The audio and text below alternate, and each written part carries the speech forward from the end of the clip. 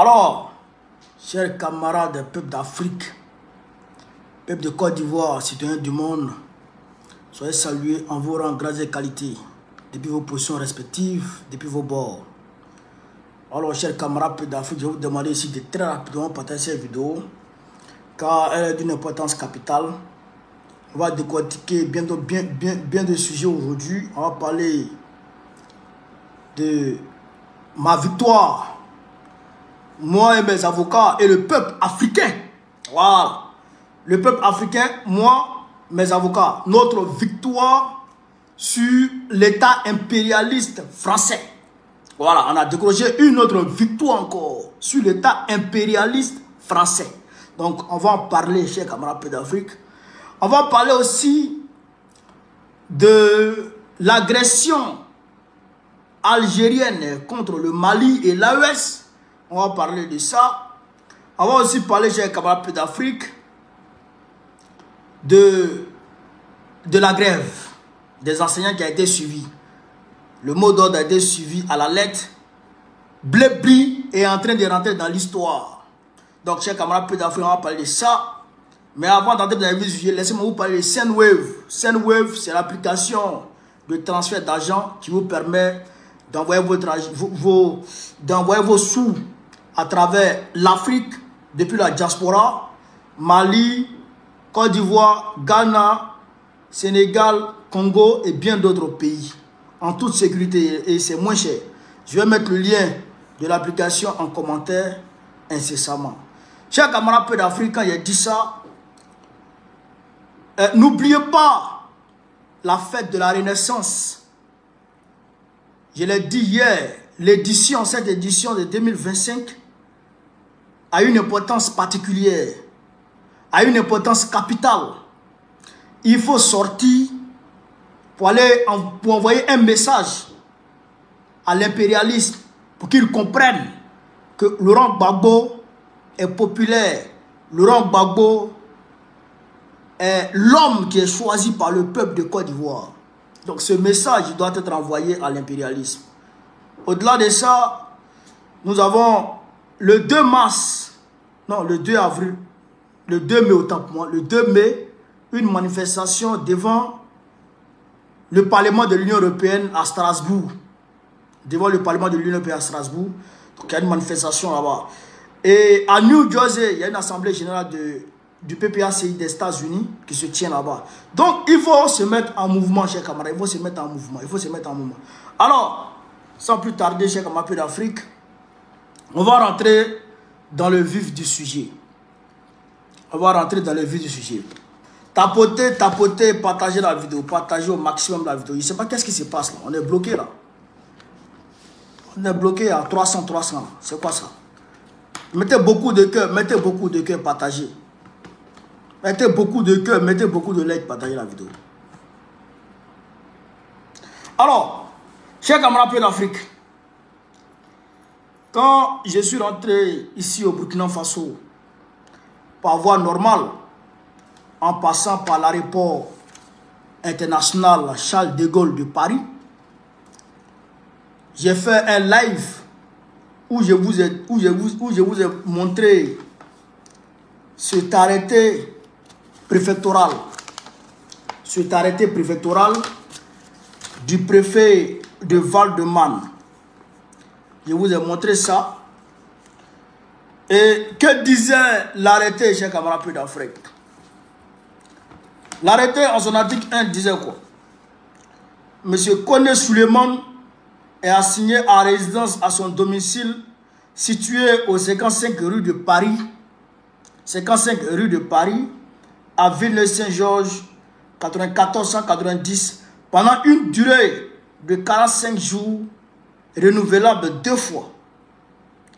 Cette durée court à compter de la notification de la présente décision. Je vous ai dit ça. Article 2.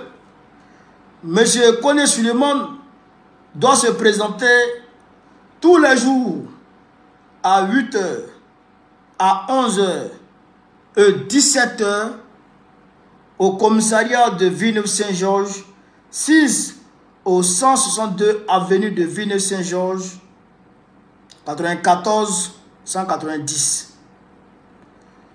Cette obligation s'applique y compris les dimanches et les jours fériés ou chômés. Article 3 de l'arrêté préfectoral du préfet de Val-de-Marne.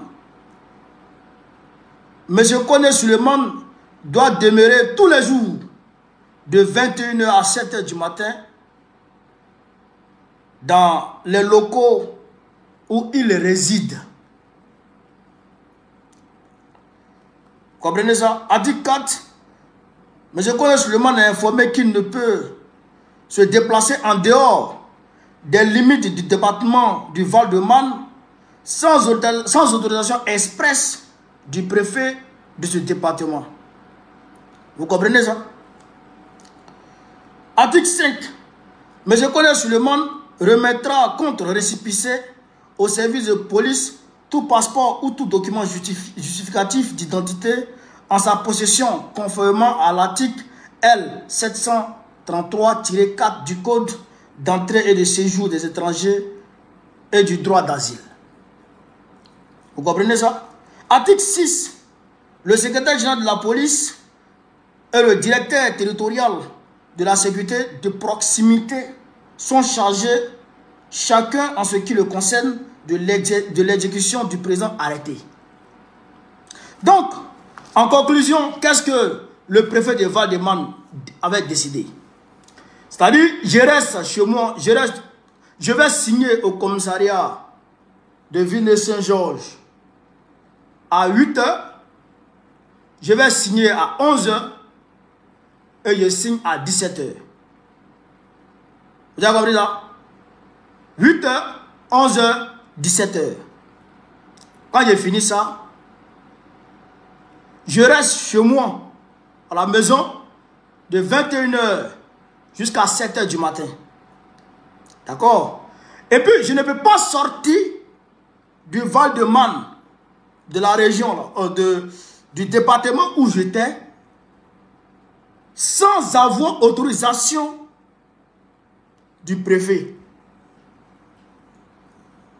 Est-ce que vous comprenez ça? Est-ce que vous comprenez ça? Est-ce que vous comprenez? Donc, ça, en fait, et puis, pendant 45 jours, renouvelable 2 fois. 45 jours, renouvelable 2 fois. Ça fait 4 mois, 15 jours. Est-ce que vous comprenez? Donc, mes avocats ont attaqué cet arrêté infondé et illégal. Donc, mes avocats ont attaqué cet arrêté qui s'apparente clairement à un, je dirais, un acharnement de l'État français contre ma personne. Vous comprenez? Alors, quand mes avocats ont attaqué Maître Senda et son collaborateur Maître Placide, ont attaqué au niveau du tribunal de Melun, le tribunal a donné sa décision. Le tribunal a décidé ceci. Article 1. L'arrêté du 7 mars 2025, pour lequel le préfet de Val-de-Marne a assigné M. Koné à résidence, est annulé. Donc, les warel du préfet de Val-de-Marne sont annulés. Tout est annulé. Il a mis fin aux mesures de surveillance dont fait l'objet M. Koné. Il a mis fin aux mesures de surveillance dont fait l'objet M. Koné. Donc là, on me surveillait. On surveillait tous mes mouvements. À Paris, là, en France, là-bas. On surveillait tous mes mouvements. C'est-à-dire que même quand j'ai mangé à Tchéké aujourd'hui, et puis il n'y a pas mis de piment dedans, bon, eux, ils savent. Ils cherchent à comprendre. Donc, on dit, ces mesures de surveillance-là sont annulés. Je l'ai mis fin. Article 3. L'État français versera à M. Koné une somme de 1200 € au titre de l'article L. 761-1 du Code de justice administrative. Vous comprenez ça? Vous comprenez ça? Donc on leur demande maintenant, bon, comment on vous a demandé de lui donner 1000 €? La première décision du tribunal administratif vous a demandé de donner 1000 €. Vous avez continué à le poursuivre. Maintenant, on va vous demander de donner 1200 €. Vous comprenez? Article 4. Le présent jugement sera notifié à M. Koné Suleiman et au préfet de Val-de-Marne. Donc, voilà que le préfet de Val-de-Marne a été débouté de son arrêté bizarre. Mais, camarades peu d'Afrique, l'impérialiste est mauvais élève. Oui, Thomas Sankara ne s'est pas trompé. L'impérialiste est mauvais élève. Si j'étais encore en France, peut-être que le préfet de Seine-Saint-Denis allait se saisir de ça. Vous comprenez? Ou bien le préfet de, je ne sais pas, ou d'autres allait se saisir de ça. Vous comprenez un peu? Mais ce qui est intéressant, c'est que je peux rentrer en Europe et sortir comme je veux. Mais pour dire que on va aller encore en France pour aller lancer une procédure de demande de séjour, ça c'est fini. Je le dis ici devant vous, c'est fini. Il fallait gagner Macron devant ses propres tribunaux pour montrer aux yeux du monde que Baba Koné est victime d'acharnement de l'État français. C'est ce qu'on voulait démontrer. Pour dire que le monsieur là, on l'accuse de tous les péchés d'Israël, mais en réalité, il n'a rien fait. C'est un acharnement pur et simple de l'État français contre sa personne. C'est ce qu'on voulait démontrer. Et ce qu'on a pu démontrer là. Pour dire que je n'ai rien fait. Et que j'étais en France en toute légalité. Si j'étais dans l'illégalité là, du point de vue administratif là, le tribunal administratif n'allait pas me donner raison 2 fois. Mais le tribunal administratif de Paris m'a donné raison. Et le tribunal administratif de Melun me donne raison encore. Ça veut dire que c'est un acharnement pur et simple.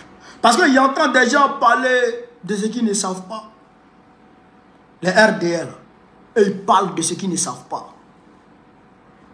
Mais en réalité, moi, je sais ce qui s'est passé et je sais pourquoi on a gagné.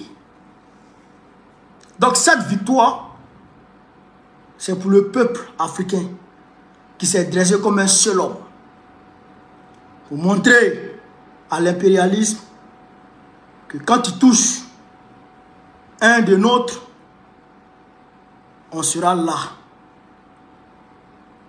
pour faire bloc autour de lui. C'est ce message qu'on envoie à l'impérialisme. Et encore, du point de vue juridique, on les a frappés encore pour leur dire que vous, là, vous êtes dans l'illégalité. C'est ça qu'on devrait démontrer. Donc, je remercie tout le monde, tous les Africains qui sont mobilisés de près ou de loin, qui ont fait des prières qui ont fait des prières, qui ont demandé, qui sont mobilisés, qui ont perdu de leur temps, qui ont donné de leurs moyens financiers. Je vous en remercie, chers camarades, chers amis, et surtout l'État burkinabé qui m'a ouvert les bras et qui m'a donné asile. Je dirais les dirigeants de l'AES qui ont ouvert les bras et qui m'ont donné l'asile, c'est-à-dire qui m'ont reçu chez eux ici. Donc, je voudrais les remercier du plus profond de mon cœur, et surtout mon parti, les mamans qui sont mobilisées, tout le monde. Je voudrais dire merci à tout le monde. Voilà. Ibra, sois salué mon frère. Connaisier, sois salué. Emmanuel, soyez tous salués. Alors, chers camarades pour l'Afrique, on va maintenant passer aux choses sérieuses. Je vois que j'ai un problème au niveau de mes pages. Là. Je ne sais pas qu'est-ce qui se passe. On va maintenant passer aux choses sérieuses. L'Algérie a effectivement attaqué l'État malien. L'Algérie a effectivement attaqué l'État malien. Chers camarades peu d'Afrique, il faut qu'on vous explique un peu les choses. En réalité, il y a eu la guerre d'Algérie. Une guerre qui a été entamée par le FLN, je dirais la FLN, la Force de Libération Nationale Algérienne. Et cette guerre a permis aux Algériens de pousser les Français qui avaient pris possession de leur pays dans leur dernier retranchement.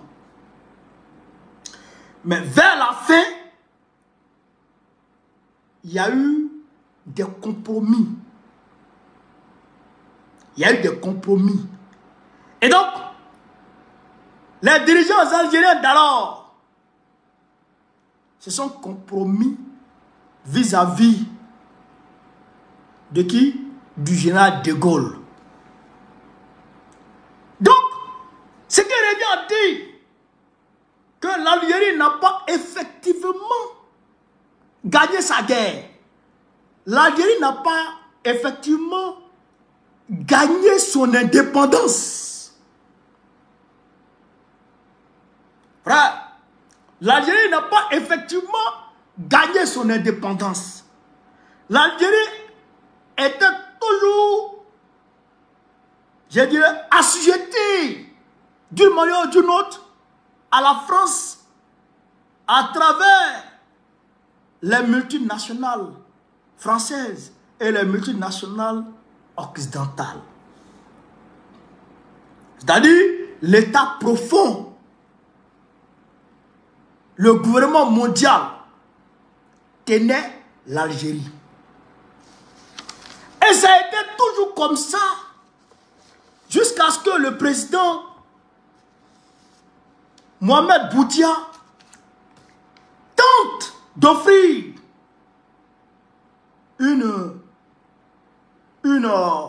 je dirais, une indépendance claire à l'Algérie.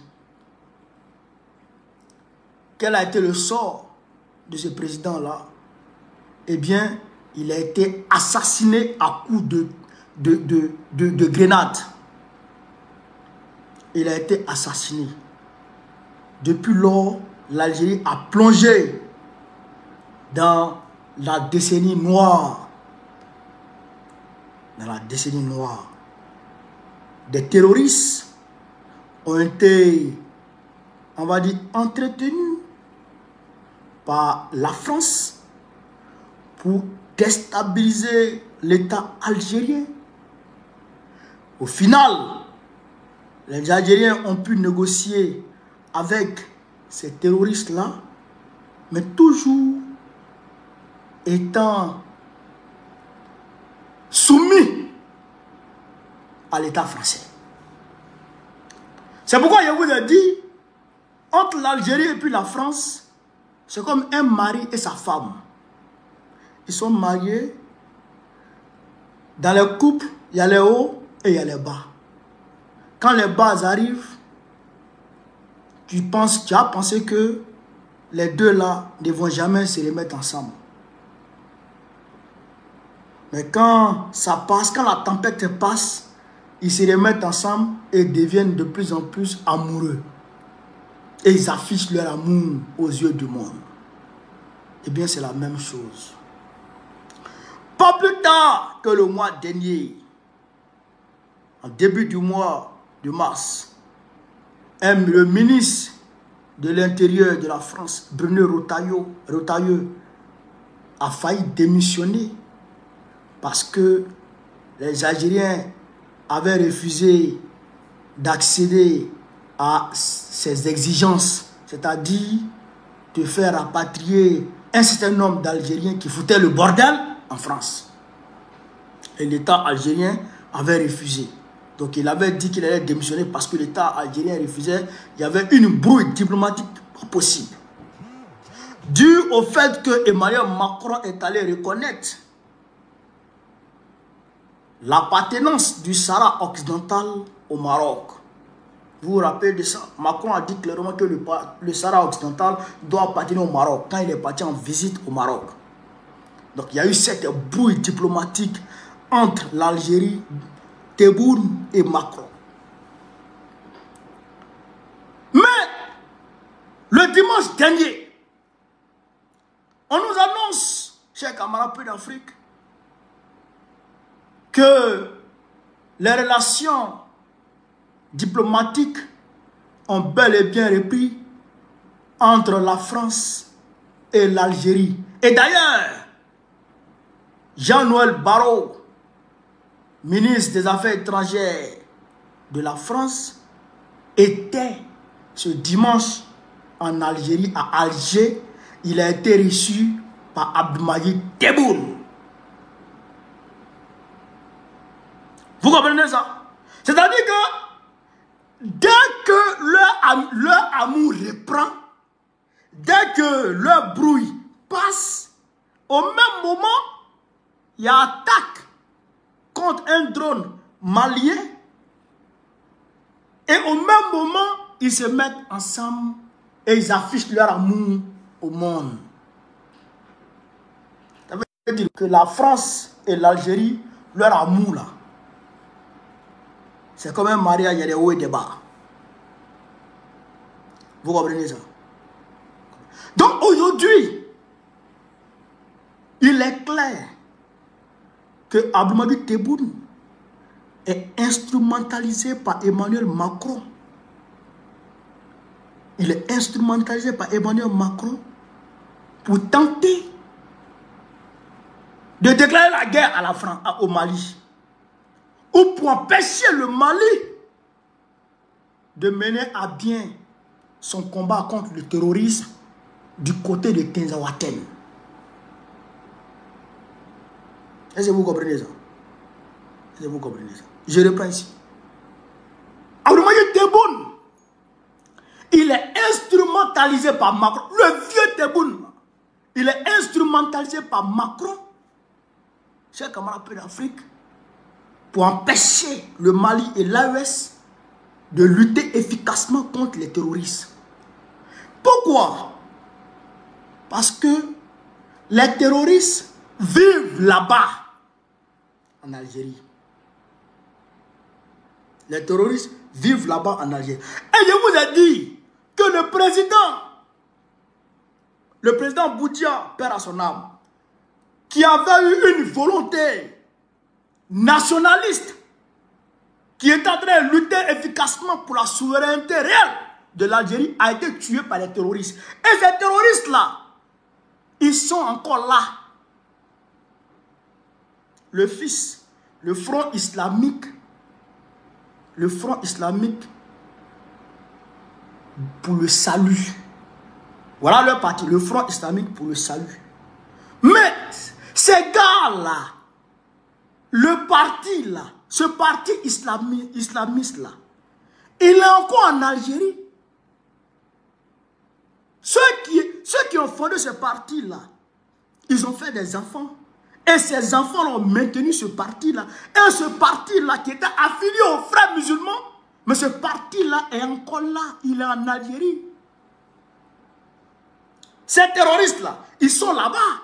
Il y a une trêve entre eux, entre l'État algérien et ces terroristes. Ils sont là. Vous comprenez ça? Donc, l'État algérien leur donne l'argent chaque fin du mois. Il leur donne l'argent. L'État algérien leur accorde son territoire comme base arrière. Leur accorde son territoire comme base arrière. L'État algérien les entretient. Comme ce que Blaise Compaoré faisait ici avec les Yagagali. Yagagali aujourd'hui se trouve où? Il se trouve où? Il se trouve en Algérie. Les Argabas, eux tous là, ils sont où? Ils sont en Algérie. Mais ils sont en Algérie et ils veulent reprendre le territoire malien qu'ils ont perdu. Est-ce que vous comprenez ça? Est-ce que vous comprenez ça? Sinon, toi, Algérie, qui a été aidé par le Mali pour combattre la France. Toi, État algérien, qui a été aidé par le Mali pour combattre la France dans les années 54 jusqu'à 60 par là. Jusqu'en 62, je pense. Le président Modibo Keïta a offert à l'Algérie, à l'ALN, l'armée de libération nationale algérienne, tout Gao. Et il leur a donné des passeports diplomatiques pour faciliter leur déplacement, afin qu'ils puissent combattre efficacement l'envahisseur français. Frère, mais comment toi, Algérie, tu vas venir abattre un drone qui appartient aux enfants de Modibo Keïta et qui sont en train de lutter contre le même envahisseur français qui vous endeuillait hier, qui vous torturait hier, qui vous tuait hier. Comment? Chers camarades, peut-être. Comment? En réalité, vous savez, pendant la guerre d'Algérie, là, il y avait ce qu'on appelait les harkis. Les harkis. Vous savez, c'est quoi les harkis?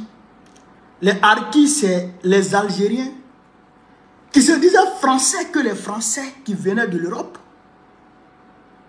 et qui combattaient du côté des Français contre leurs frères algériens.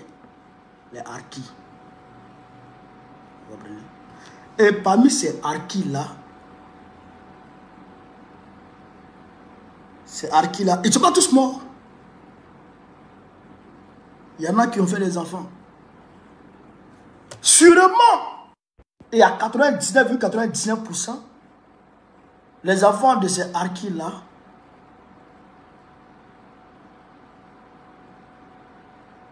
il y a Bouteflika dedans.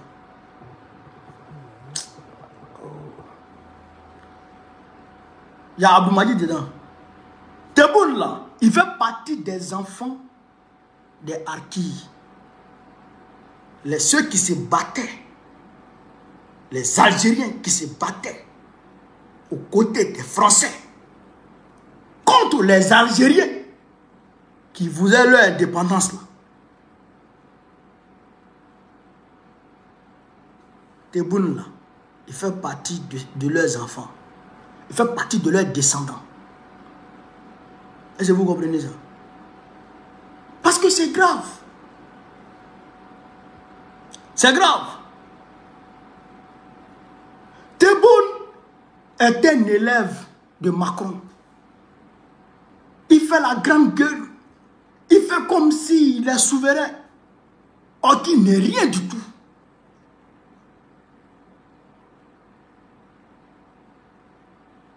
Il n'est rien du tout.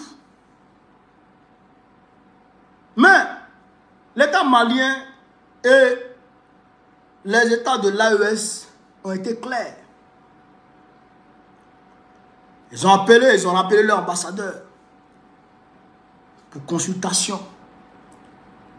Et il a été dit par l'État malien, tous ceux qui vont se mettre au travers du chemin du Mali vers son indépendance, vers la libération totale de son territoire, seront combattus. Le Mali n'a pas peur de vous. Et d'ailleurs, ce drone-là, ce seul drone-là, mais ce n'est pas lui qui va empêcher le Mali de frapper. La preuve en est que le drone a été frappé aujourd'hui. Le même jour, d'autres drones sont partis là-bas et les drones ont fait feu. Tous les groupes terroristes qui étaient en réunion, oui, les chefs terroristes qui étaient en réunion, que le drone qui a été abattu devait frapper là. Il y a d'autres drones qui ont été soulevés pour aller frapper ces mêmes chefs terroristes là. Et tous sont morts. Vous comprenez ça? Et tous sont morts. Donc, je vois l'État. J'ai vu un de leurs communiqués où ils disent qu'eux aussi, ils vont rappeler pour consultation leurs ambassadeurs accrédités dans les pays ici. Mais appelez-les.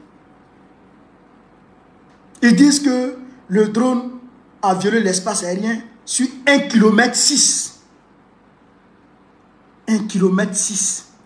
Que le drone a violé l'espace aérien sur 1,6 km. Or, le drone n'a même pas violé l'espace aérien malien. L'espace aérien, comment on appelle ça, algérien. Il n'est même pas rentré dans votre espace. Le drone est resté sur le... Pourquoi il n'est pas tombé chez vous? Si il était dans votre espace et que vous l'avez frappé 1,6 km dans votre espace aérien, 1,6 km et que vous l'avez frappé là-bas. Mais pourquoi il n'est pas tombé sur votre territoire et il est tombé sur le territoire malien? 1,6 km. Imaginez 1,6 km. Le drone est dans votre territoire sur 1,6 km. Et vous le frappez et il ne tombe pas chez vous. Il ne tombe pas chez vous et il va tomber sur le territoire malien. Ça veut dire que vous mentez. Ça veut dire que vous mentez. Et même si ça arrive, et je sais que c'est faux, même si ça arrive, quelqu'un que tu appelles ami, son drone arrive sur le territoire à 1,6 km, même pas 2 km, à 1,6 km. Mais il faut l'appeler, il faut appeler son état-major. Mais tu ne veux pas ça, tu abats en même temps son drone. Ah tiens. Ah tiens. Le drone en question est en train de cibler, est en train de surveiller les terreaux, les chefs terreaux qui étaient en réunion à Tezawaten. Et ils devraient frapper. Donc ça veut dire que le fait que l'Algérie ait frappé ce drone-là, ça a empêché le drone de terminer sa mission, qui était de neutraliser ces terreaux, ces chefs, ces responsables terroristes qui étaient en réunion. Est-ce que vous comprenez ça? Est-ce que vous comprenez, chers camarades de l'Afrique? En réalité, ce que j'ai dit, c'est ça qui est la vérité. L'Algérie est manipulée par la France pour tenter d'empêcher le Mali de mener à bien son combat contre le terrorisme, d'empêcher l'AES de mener à bien son combat contre le terrorisme. C'est ça l'objectif. Parce qu'aujourd'hui, du côté de la Côte d'Ivoire, ils voient que ça ne va pas. Parce que je vous ai dit que eux et puis Draman, là, ça ne va pas où. La France a choisi Macron, la France a choisi Tidjane Thiam, mais Draman ne veut pas lâcher le plancher. Donc il faut se rabattre vers l'Algérie et même, peut-être, qui sait, la Mauritanie. Mais bon, pour le moment, la Mauritanie n'est pas encore citée. Pour le moment, c'est l'Algérie. Parce qu'il y a une ambassade. Il y a une ambassade ukrainienne en Mauritanie qui est née la dernière fois. Et l'attitude des Mauritaniens vis-à-vis de nos frères maliens, là, ça en dit long. Ça en dit long. Mais quand même, l'Algérie n'est pas encore citée, la Mauritanie n'est pas encore citée, mais c'est l'Algérie qui est citée. Clairement. Et ils gonflent leur poitrine. Ils gonflent leur poitrine. Vous, là, les mêmes terroristes, les mêmes djihadistes, là, ils ont fait démissionner votre premier président. Ils ont tué votre deuxième président. Et là encore, ils vous ont mené la vie dure. 10 ans d'instabilité. Ils vous ont mené la vie dure. Et vous n'avez plus rien fait. Vous avez négocié avec eux. Vous avez négocié avec eux. Et vous payez de l'argent aux terroristes. Vous. Toi, Tebboune. Ils payent de l'argent aux terroristes. Toi, tu peux faire quoi? Le Mali n'a pas peur de vous. L'AES n'a pas peur de vous. On n'a pas peur de vous. Où vous voulez aller là? On va aller à ça là-bas. On n'a pas peur de vous. Est-ce que vous comprenez ça? Vous pommez le torse là. C'est rien ça. Vous ne pouvez rien créer. Est-ce que vous comprenez? Donc, la France est en train de manipuler l'Algérie pour embêter au maximum l'AES. Ravitailler les terreaux à travers l'Algérie. Les entretenir à travers l'Algérie. Utiliser l'Algérie comme base arrière. Comme la Côte d'Ivoire de Draman Ouattara est en train d'intervenir poteau. Et comme ils ne sont plus en bon terme, visiblement, avec Draman Ouattara, donc il faut se rabattre exclusivement vers l'Algérie pour tenter de mener à bien leur déstabilisation. Mais c'est voué à l'échec. Vous avez tapé poteau. Vous avez tapé poteau.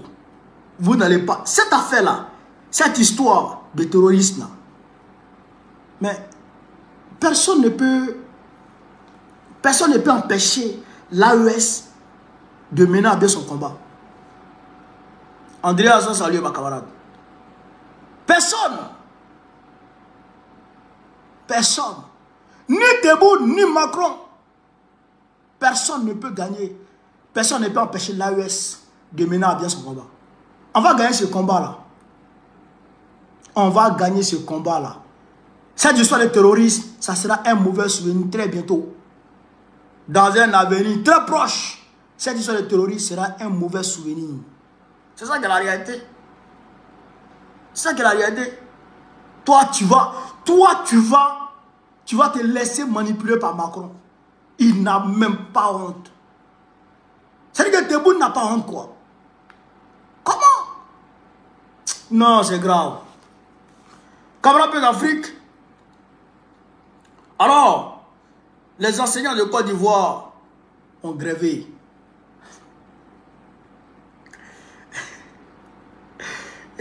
Draman, c'est pas possible. Draman, c'est un cas. On attend la radiation. On attend la radiation. Voilà. Chers camarades d'Afrique, voici un peu. Voici un peu.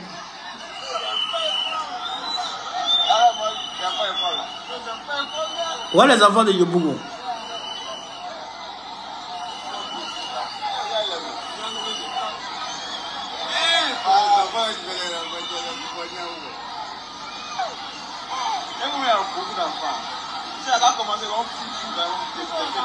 Ouais, les élèves.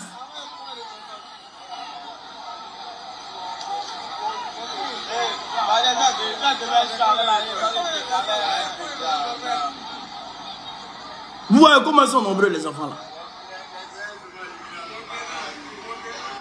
Frère, on ne va même pas encore revenir sur les motivations de la grève. On va un peu décortiquer, chez camarades d'Afrique, le bras de fer qui a opposé Draman, son gouvernement, et Bliblé et ses camarades. Le syndicaliste Bliblé et ses camarades. C'est ça qu'on va essayer d'analyser. Ils ont dit hier que tout enseignant qui ne sera pas à son poste sera radié. Bon, il y a des dizaines de milliers d'enseignants qui ne sont pas allés à l'école. Il y a un qui m'a envoyé un message, il dit, bon, ça fait 1h45 que je suis supposé être radié. Donc, je suis à la maison et je suis en train d'écouter José Toulès. Il dit, ah, mon frère, tu es fort. Les enseignants ne sont pas partis à l'école. Ils ne sont pas partis à l'école. Ils sont restés à la maison. Et nous apprenons encore que les enseignants-chercheurs et les chercheurs de Côte d'Ivoire sont en train de se préparer à rentrer en mouvement.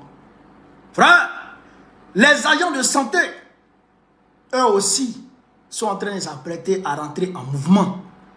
Les étudiants, eux aussi, sont en train de s'apprêter à rentrer en mouvement. Camarades peu d'Afrique.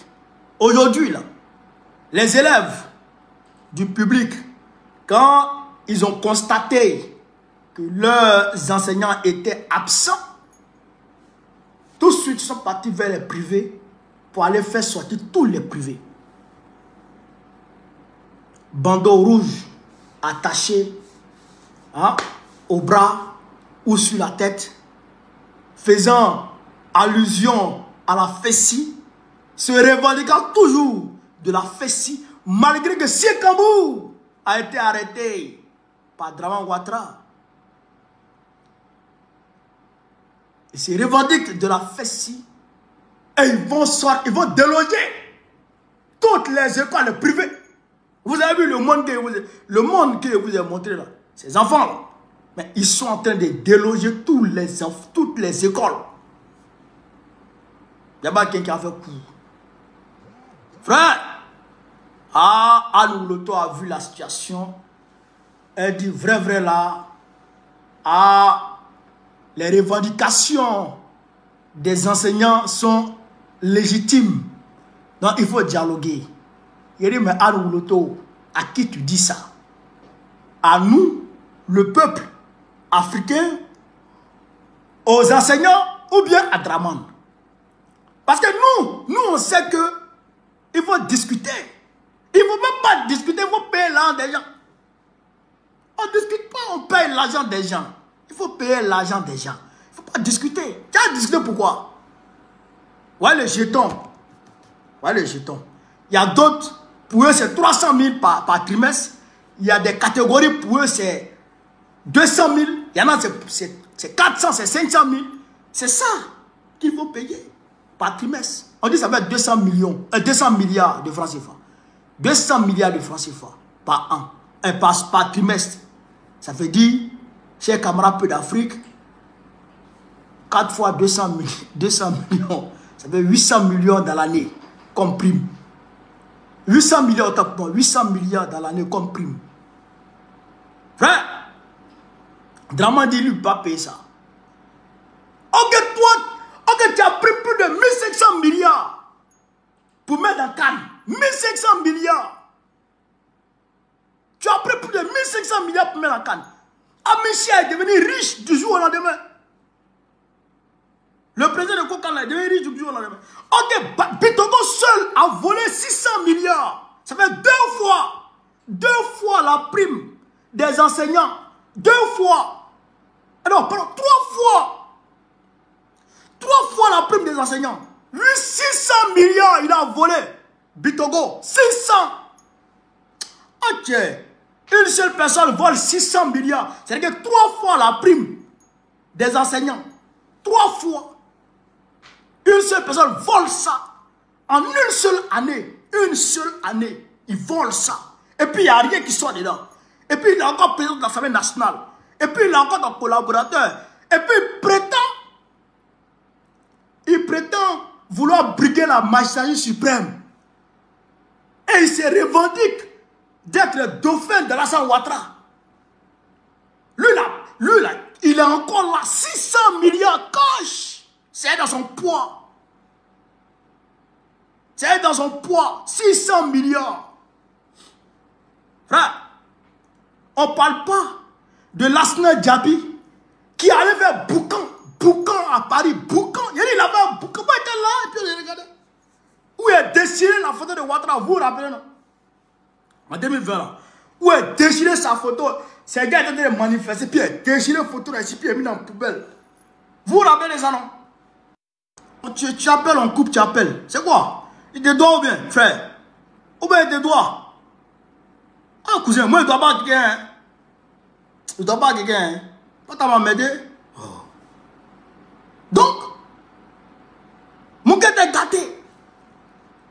Frère, il a donné un t-shirt plus 100 euros. T-shirt plus 100 euros. T-shirt plus 100 euros. Ils sont les remplis.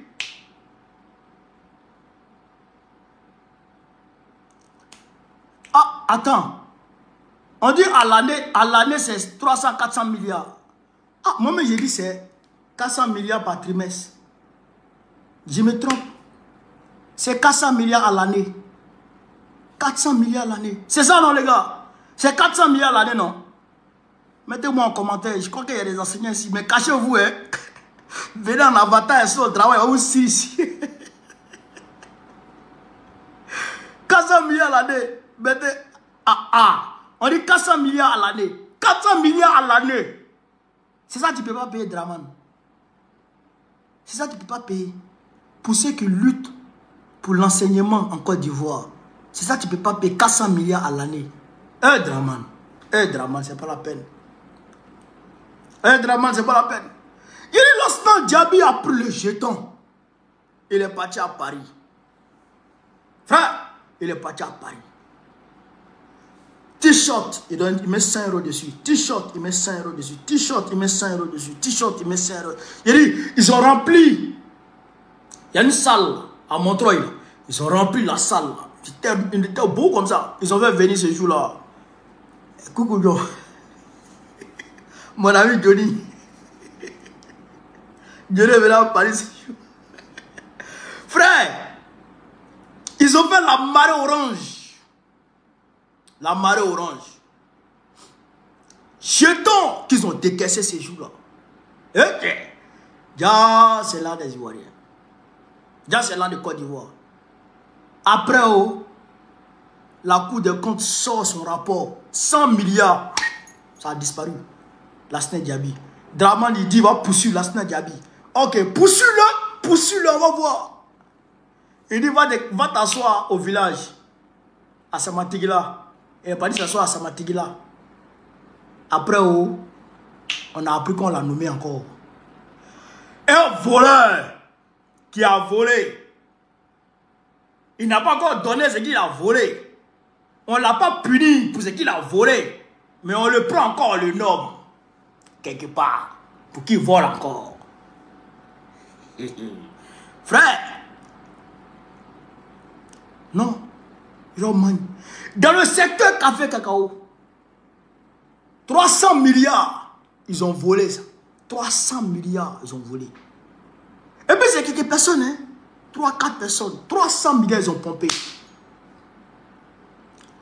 Frère, dans le secteur Anacad et Coton, ils ont volé là-bas. Près de 200 milliards là-bas. Ils ont volé. Camarade d'Afrique. Ils ont donné plus de 100 milliards à Bakongo pour aller arranger l'université. Il a mis Wi-Fi. Il est là acheter les potes Shindok pour venir mettre. Frère, 2 jours, quand les étudiants viennent comme ça, c'est gâté. Wi-Fi là, on ne sait même plus où Wi-Fi est parti. C'est 3 filles qui règnent sur le campus maintenant. 3 filles. Il n'y a plus 8 filles là-bas, c'est 3 filles maintenant. 100 milliards. Kosso. Alibi, on ne sait pas où c'est basé. 100 milliards. Hein? Mais tout ça là, ils ne parlent pas. Hein. Les enseignants qui travaillent. C'est-à-dire que l'argent des enseignants, c'est l'argent le plus propre au monde. C'est-à-dire que c'est l'argent le plus propre au monde. Mais, il n'y a pas de bré dedans. Il n'y a pas de business. Mon frère, tu t'en vas, tu enseignes. À la fin du mois, tu donnes ton jeton. Et ces jetons qui tombent là, ils vont prendre pour payer une maison. Ils vont prendre pour nourrir la famille. Ils vont prendre pour envoyer un peu au village. Ils vont prendre pour faire leur projet. C'est pourquoi enseignant. Il n'y a pas plus à moi qu'un instituteur. Tu as déjà vu quelqu'un qui est plus à Tchépé, quelqu'un qui est plus à VAR qu'un instituteur. Surtout, les instituteurs sont baoulés. Vous avez baoulé. Mes amis du PDC, ils vont dire, il y a les attaques encore. Je ne vous attaque pas. Non, les baoulés et moi, on est alliés. Il y a alliance entre nous. Emmanuela, il y a alliance entre nous. Instituteurs baoulés. Non, ils sont en non. Instituteurs, 3 tchèpes. Mais il n'y a pas l'argent. Le gars a fait calcul, ça ne va pas. Oh, tu es en train d'augmenter la vie sûre. Tu es en train d'augmenter la vie sûre. Ça ne va pas. Ils se cherchent. Hein? Et dit qu'il faut mettre 200 000 par chaque 3 mois, il faut les graisser avec 200 000. Comme ça, ils sont en jaillit. Prime d'incitation, c'est ça. Prime d'incitation, c'est ça. Il faut les inciter à plus travailler. À plus travailler. Sinon, ils vont laisser travailler. Ils vont laisser enseignement, les plus vont aller faire menuiserie. Puis on va se faire. Donc, ça ne va pas. Lui-même Draman qui est là. Il prend 1 milliard par jour. 1 milliard par jour. Selon la lettre du continent. 1 milliard par jour. 360 milliards. Environ 400 milliards par an. Comme un budget de souveraineté.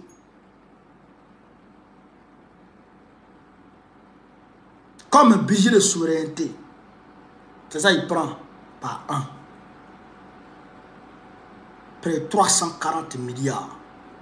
360 milliards. Qu'il pompe chaque année comme budget de souveraineté. C'est pour boire café. Hein? Ça ne peut pas dire des projets. C'est pour voyager. Pour recevoir les petits go. Miss France.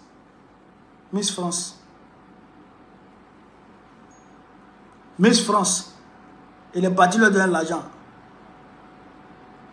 Miss France. Les petits filles là. Ils leur donnent l'argent. Pour venir marcher devant lui d'abord. Il dit, elle n'a qu'à faire Miss devant lui d'abord. Avant d'aller faire Miss à la télé, elle n'a qu'à faire Miss devant lui. Et puis elles se sont mis en rang, elles ont marché devant lui. Elles ont fini là de 1 milliard. Ça coupe pas son cœur. Il allait prendre les Fali Poupa, les Roga, les Davido, frère, les grands artistes. Il est parti les chercher pour venir faire concert privé. Il est assis comme ça. Et puis eux, ils dansent. Et ils chantent et ils dansent. Lui, sur son concert, la salle faux là.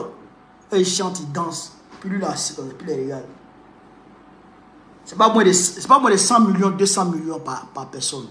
Ça ne coupe pas son cœur, il a le jeton. Mais les enseignants disent, on travaille, donne-nous l'argent. On travaille, donne-nous l'argent. Ils refusent. Pourquoi ils refusent?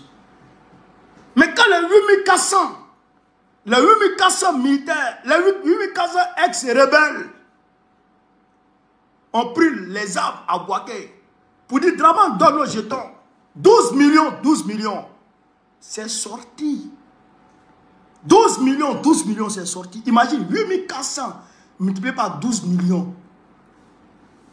Si il a mis ça dans la tablette, ça va exploser. Des tonnes de milliards. C'est tombé. Il a donné. Il a peur d'eux. Il a peur des hommes en armes. C'est un peureux. Mais comme les enseignants n'ont pas d'armes, donc c'est pourquoi il les nargue. Et il ne veut pas payer leur argent. Mais nous, on les soutient. Nous, on soutient les enseignants de Côte d'Ivoire. On va les soutenir aujourd'hui, on va les soutenir demain. Chers frères enseignants, vous avez tous nos soutiens. On est de cœur avec vous. Excusez-moi. Et même ceux qui ont été arrêtés là, tu ne comprends pas. Tu prends policier pour aller garder une école. Hein? Les enseignants disent on ne va pas à l'école. Vous voyez l'école là, les enseignants disent on ne va pas. Et tu prends policier pour le faire arrêter devant l'école où il n'y a pas cours. C'est pourquoi il y a des aujourd'hui là, il y a des policiers qui étaient des FDS qui étaient arrêtés. Ils étaient dans leur tenue anti-émeute là. Ils étaient arrêtés. On les appelle normalement les CRS. Je sais pas si c'est comme ça on les appelle en Côte d'Ivoire, mais c'est les CRS. En France, on les appelle les CRS. Frère, ils étaient en tenue de combat. Les petits fessiers sont rentrés à l'école. Ils sont allés déloger leurs camarades. Et puis ils sont sortis. Les CRS allaient les regarder comme ça.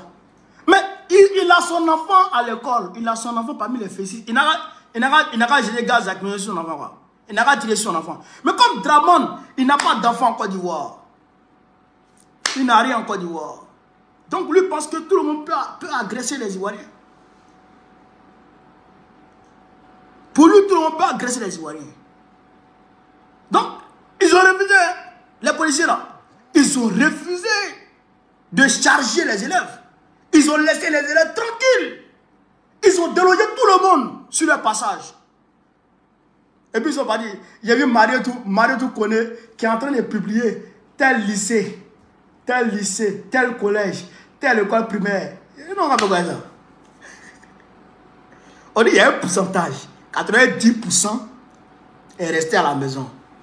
Les 10%, on va se débrouiller avec eux. Si elle est devenue sur de Paris. Elle publie seulement. Elle publie. C'est quoi ça? Tu publies pour aller où? Tu es en train de concurrencer sur les Paris aujourd'hui quoi? Tu n'as rien vu encore. Go Waworo là. Tu n'as rien vu encore. Mariatou, tu n'as rien vu encore. Demain là, il n'y a pas de coup encore. Et puis on voit ce que vous allez faire. N'appelez pas les gens pour discuter. Hein. Restez là. L'eau qui va te noyer là. Tu ne vois pas la profondeur. C'est quand tu mets ton pied dedans là. Que tu vois que non. Yoromani, tu es parti. Voilà. C'est que vous négligez là. Ça peut vous emporter. On vous a dit. Les rues vont bouillonner. Parce que Dramane là, il n'a plus l'argent pour payer les gens. Il a peur de son entourage que du peuple. Il a peur de son entourage et de ses maîtres que du peuple. Parce que il doit sa légitimité à son entourage proche et à ses maîtres. Mais le peuple va démontrer que la Côte d'Ivoire, là, ça lui appartient. On va démontrer ça bientôt. Voilà. Donc, chers camarades peu d'Afrique, voilà un peu, entre autres, ce que je voulais vous dire ce soir, dans ce direct. Sur ce, vive l'Afrique libre, vive le panafricanisme, vive tous les présidents panafricains, vive l'AES, vive le capitaine Ibrahim Traoré, vive le général Assimi Goïta, vive le général Tchiani Gbagbo, président de la République Côte d'Ivoire, en octobre prochain, Inch'Allah. On est ensemble les gars.